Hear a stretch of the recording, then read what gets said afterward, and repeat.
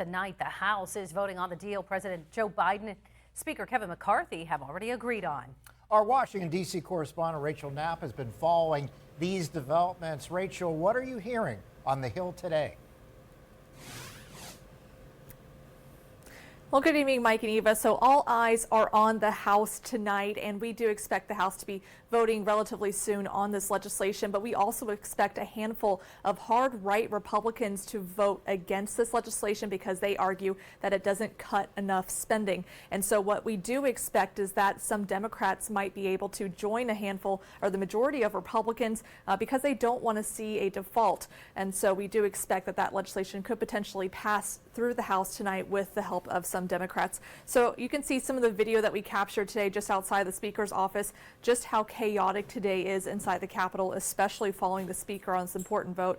And today is also a really big day because we're hearing from Senate leaders and their opinions on this legislation. Senate Democratic leader Chuck Schumer and Senate Republican leader Mitch McConnell both are eager to finalize this legislation as soon as possible.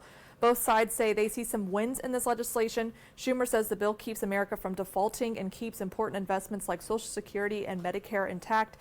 McConnell is praising Speaker McCarthy for the legislation, especially on reducing the non-defense discretionary spending and changes to some permitting reforms that are in the bill. So we've gone from one party spending $2.7 trillion in 2 years to a discussion about actually reducing government spending. So I think the American people's decision to change the House has already yielded benefits for our country. Any needless delay, any last-minute brinksmanship at this point would be an unacceptable risk.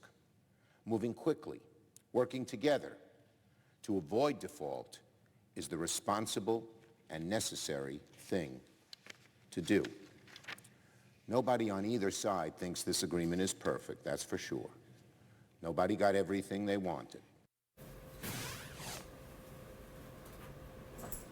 And of course, leaders on both sides of the aisle differ on what they support and what they're not so supportive of in this legislation. But for the most part, both Schumer and McConnell are eager for the House to pass this legislation and get it over to them in the Senate. Mike, Eva, back to you.